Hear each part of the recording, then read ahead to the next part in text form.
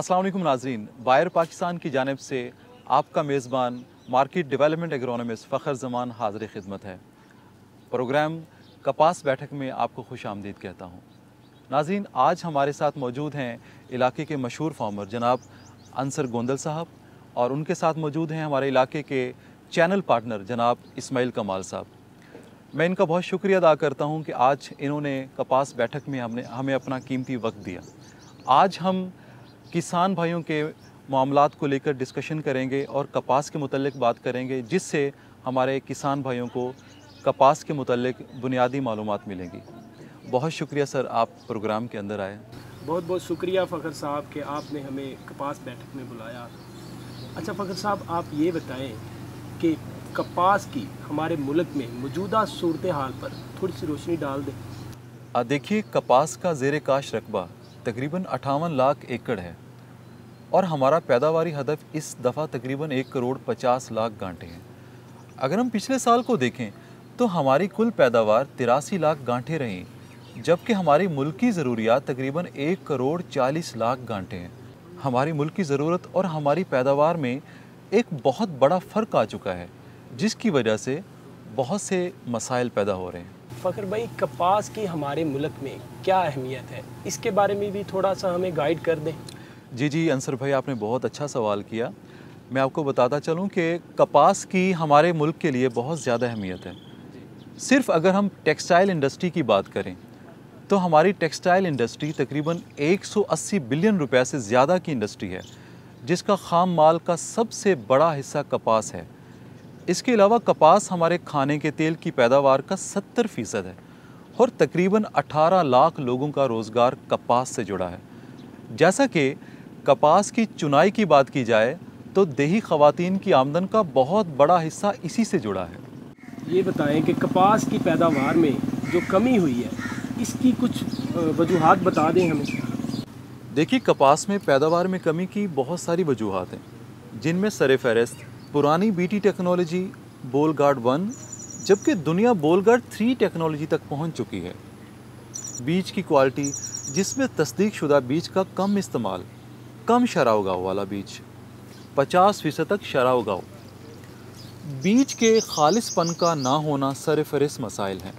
मौसमियाती तब्दीली भी कम पैदावार की वजह है, जैसे आजकल ज़्यादा दर्जा हरारत और बेकायदा बारिशें भी बहुत ज़्यादा नुकसान कर रही हैं। कपास के कीड़े, ख़ास तौर पर रस चूसने वाले कीड़े, जिनमें सफ़ेद मक्खी बहुत ज़्यादा नुकसान कर रही है। गुलाबी सुंडी का मसला जो एक बहुत बड़ा मसला बन चुका है और पैदावार में खातिर खा कमी का बायस बन रहा है। कपास की बीमारियां, जो कि आजकल बहुत ज़्यादा नज़र आ रही हैं और पैदावार का बड़ा हिस्सा नुकसान में जाता है। मुख्तलिफ फसलों का एक ही इलाके में काश होना, भुट्टी की कीमतों का गैर मुस्तहकम होना, ज़मीन की सेहत का मुतासिर होना, ज़्यादा पैदावारी लागत और कम मुनाफा। सबसे पहले तो मैं आपका बेहद मशकूर हूँ कि आपने मुझे यहाँ दावत दी।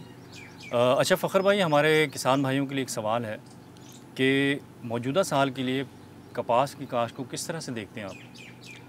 जी इस्माइल भाई, बहुत अच्छा सवाल है आपका। मैं आपको ये बताता चलूँ कि अगर इस साल की बात की जाए तो इस साल कुछ मुस्बत इशारे हैं कपास की काश्त के लिए, जिस वजह से कपास का ज़ेरे काश रकबा बढ़ेगा। जैसे कि कपास की ज़रूरत में मुसलसल इजाफ़ा हो रहा है और पैदावार कम है, इस वजह से किसान जो कपास लगाएंगे उन्हें ज़्यादा मुनाफा मिलेगा क्योंकि रेट अच्छा रहेगा। कपास की काश्त और पैदावार बढ़ाने के लिए हुकूमती सतह पर बहुत काम हो रहा है और हुकूमत काफ़ी सब्सिडी भी दे रही है। बीज की अगर बात की जाए तो इस दफ़ा कपास के नए बीज भी मुतारफ़ करवाए गए हैं, जो कि मुस्बत बात है और किसान दोबारा कपास की तरफ तवज्जो दे रहे हैं। अब कपास की काश्तकारी के अमूर पर थोड़ी सी रोशनी डाल दें। अच्छा देखिए, कपास की काश्त के लिए ज़मीन गहरी तैयार करनी चाहिए और पटरियों पर काश्त बेहतर रहती है।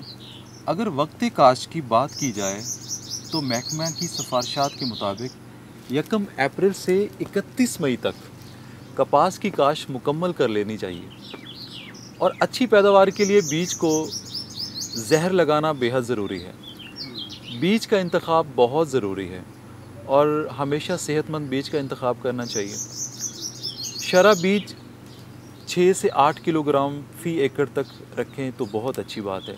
कपास के काश्तकारी अमूर में से सबसे अहम फ़ी एकड़ पौधों की तादाद जो वैरायटी को मद्देनज़र रखते हुए तकरीबन 20 से 25 हज़ार रखी जानी चाहिए। ये बहुत ज़रूरी है, जिसकी वजह पैदावार में यकीनी इजाफा मुमकिन है। और दूसरी सूरत हाल में हाथ से बजरिया चौपा काश की जा सकती है। लाइन से लाइन का फासला 2.5 फुट और पौधे से पौधे का फासला वैरायटी की सिफारिशात के मुताबिक तकरीबन 6 से 9 इंच तक रखा जाना चाहिए। मेरे जहन में एक और सवाल आ रहा है कि जो कि बड़ा अहम है, कपास के लिए खादों की क्या सिफारिशात हैं? देखिए इस्माइल साहब, किसी भी फसल के लिए खादों के इस्तेमाल की सिफारिश के लिए ज़रूरी है कि ज़मीन का तज्ज़िया किया जाए। लेकिन कपास के लिए खादों के अगर अमूमी सिफारिशात की बात करें तो बिजाई पर फ़ी एकड़ फास्फोरस 23 से 34 किलोग्राम जो कि तकरीबन 1 से 1.5 बोरी DA बनती है, और इसके साथ पोटाश 38 किलोग्राम फ़ी एकड़ जो कि 1.5 बोरी सल्फेट ऑफ पोटाश से मिलती है, और नाइट्रोजन 20 किलोग्राम जो कि आधी बोरी यूरिया बनती है, डालना बहुत ज़रूरी है। बिजाई के बाद की बात करें तो 1 बोरी यूरिया बिजाई के तकरीबन 30 से 35 दिन बाद डालें। इसके बाद 1 बोरी यूरिया गुड्डियाँ बनने के दौरान डालें, और आखिरी बोरी यूरिया टींडे बनने के दौरान डालें। याद रखें कि यूरिया खाद 15 सितंबर तक मुकम्मल कर लें। ज़्यादा मिकदार में फर्टिलाइज़र के इस्तेमाल से कीड़ों का हमला बढ़ने का ख़दशा होता है, इसलिए खाद को ज़रूरत के मुताबिक इस्तेमाल करना ज़रूरी है। हमारे किसान भाइयों को ये भी बता दें कि कपास के लिए आबपाशी की क्या सिफारिशात हैं? देखिए, अगर चोपा यानी हाथ से बिजाई की जा रही है तो पहला पानी बिजाई से पहले लगाएं, और अगर पटरियों पर काश की जा रही है यानी बजरिया प्लांटर, तो फिर बिजाई मुकम्मल होने के बाद फ़ौरन पानी लगा दें। दूसरा और तीसरा पानी बिजाई के बाद 3 से 4 दिन के वक्फे से लगाएं, और याद रखें कि उगाव के मुकम्मल होने तक ज़मीन को खुश्क ना होने दें।